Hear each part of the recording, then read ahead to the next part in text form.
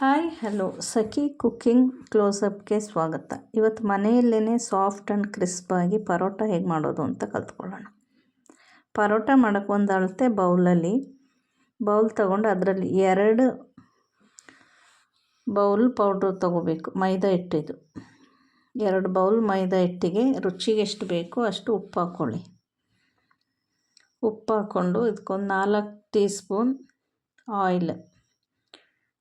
Oil mix ಮಾಡಿಕೊಂಡು ಈಗ ಸ್ವಲ್ಪನೇ ನೀರು ಸೇರಿಸ್ಕೊಂಡು ನೀಟಾಗಿ ಮಿಕ್ಸ್ ಮಾಡ್ಕೋಬೇಕು. ಹಿಟ್ಟು ಎಲ್ಲೂ ಗಂಟು ಆಗದೇ ಇರೋ ಥರ ನೀಟಾಗಿ ಕಲಿಸ್ಕೋಬೇಕು. ಎಲ್ಲ ಕಡೆ ಸ್ಪ್ರೆಡ್ ಮಾಡಿಕೊಂಡು ಹಿಟ್ಟನ್ನ ಚೆನ್ನಾಗಿ ನಾದ್ಕೋಬೇಕು. ಒಂದು 10 ನಿಮಿಷ ಆದರೂ ನಾದ್ಕೋಬೇಕು.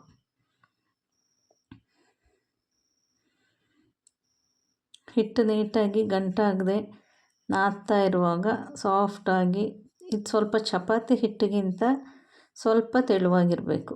ಮಧ್ಯೆ ಒಂದು 2 ಸ್ಪೂನ್ ಎಣ್ಣೆ ಹಾಕ್ಕೊಂಡು ನೀಟಾಗಿ ಕಲಿಸ್ಕೋಬೇಕು. ತುಂಬ ನೀರು ಮಾಡ್ಕೋಬಾರ್ದು, ಸ್ವಲ್ಪನೇ ಹಾಕ್ಕೋಬೇಕು.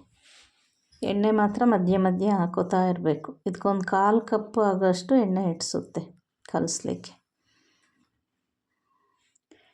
ಇದೆಷ್ಟಂದ್ರೆ ನಮ್ಮ ಬೆರಳು ಅಚ್ಚು ಕಾಣೋ ಅಷ್ಟು ಸಾಫ್ಟಾಗಿ ಕಲಿಸ್ಕೋಬೇಕು. ಹೀಗೆ ಕಲಸಿದ ಹಿಟ್ಟು ಮೇಲೆ 1-2 ಸ್ಪೂನ್ ಎಣ್ಣೆ ಹಾಕಿ ಇದು 1 ಗಂಟೆ ಬಿಡಬೇಕು. ಹಾಗೇ ಮುಚ್ಚಿ ಬಿಡಬೇಕು 1 ಗಂಟೆ. ಇದು 1 ಗಂಟೆ ಆದಮೇಲೆ ಮುಚ್ಚಿಡಿ. 1 ಗಂಟೆ ಆಯ್ತು. ಈಗ ನೋಡಿ, ಈಗ ನೋಡುವಾಗ ಹಿಟ್ಟು ನಾವು ಕಲಸಿದ್ಕಿಂತ ಇನ್ನೂ ಸಾಫ್ಟಾಗಿರುತ್ತೆ.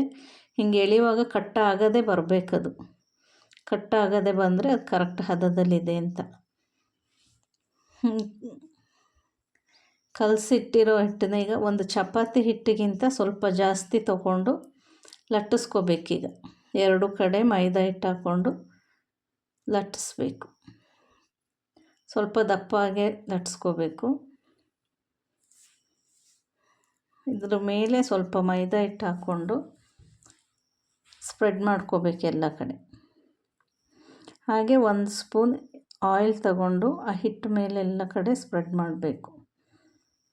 2 ಸ್ಪ್ರೆಡ್ ಆದಮೇಲೆ ರೋಲ್ ಮಾಡ್ಕೋಬೇಕು. ಈಗ ಇದನ್ನ ರೌಂಡಾಗಿ ಒಂದು ಕಡೆಯಿಂದ ತೆಗೆದು ಮಾಡಿ ಅದನ್ನು ರೌಂಡ್ ಮಾಡ್ಕೋಬೇಕೀಗ. ಹೀಗೆ ರೌಂಡ್ ಮಾಡಿಕೊಂಡು ಒಂದು 3-4 ಹೀಗೆ ರೌಂಡ್ ಮಾಡಿ ಇಟ್ಕೊಳ್ಳಿ, ಅಥವಾ ಎಲ್ಲನೂ ಒಂದೇ ಸರಿ ಮಾಡ್ಕೋಬೋದು. ಎಲ್ಲನೂ ರೌಂಡ್ ಮಾಡಿಟ್ಟು ನಾವು ತಗೊಂಡಿರೋ ಹಿಟ್ಟಲ್ಲಿ ಒಂದು 8 ಚಪಾತಿ ಆಗುತ್ತೆ.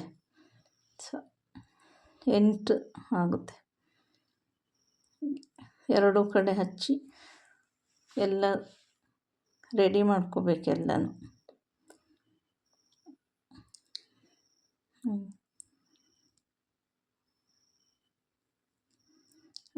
ಈಗ ರೌಂಡ್ ಆಗಿರೋ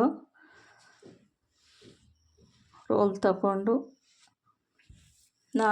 ಈಗ ಲಟ್ಟಿಸ್ಕೋಬೇಕು ನೀಟಾಗಿ ಲೇಯರ್ ಆಗಿ. ಹಾಗೆ ಇಟ್ಟು ಲೇಯರ್ ನಮಗೆ ಕಾಣಿಸುತ್ತೆ ಲಟ್ಟಿಸುವಾಗ, ಹಾಗೆ ಒತ್ಕೋಬೇಕು. ಇದು ಒಂದು ಕಡೆ ತವಾ ಬಿಸಿಗಿಟ್ಕೊಂಡು ತವಾ ಬಿಸಿ ಆದಮೇಲೆ ಹಾಕಿ ಒಂದು ಅರ್ಧ ನಿಮಿಷ ಆದಮೇಲೆ ಇನ್ನೊಂದು ಕಡೆ ಟ್ರಾನ್ಸ್ಫರ್ ಮಾಡ್ಕೊಳ್ಳಿ.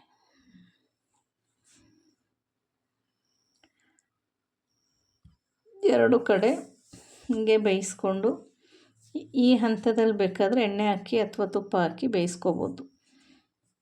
ನಾನೇನು ಹಾಕಿಲ್ಲ ಅಂದ್ರೂ ಚೆನ್ನಾಗೇ ಬರುತ್ತೆ. ಇದೆಲ್ಲ ಕಡೆ ಉಬ್ಬಿ ಬರುತ್ತೆ. ಉಬ್ಬಿ ಬಂದಿಲ್ಲ ಅಂದ ಕಡೆ ಹಿಂಗೆ ಒಂದು ಮಗ್ಚ ಕೈಯಿಂದ ಹಿಂಗೆ ಪ್ರೆಸ್ ಮಾಡಿದ್ರೆ ಆಯಿತು. ಎಲ್ಲ ಕಡೆ ನೀಟಾಗುತ್ತೆ, ಸಾಫ್ಟಾಗುತ್ತೆ, ಲೇಯರ್ ಬರುತ್ತೆ ನೀಟಾಗಿ. ಈಗ parotta ready. Thank you for watching.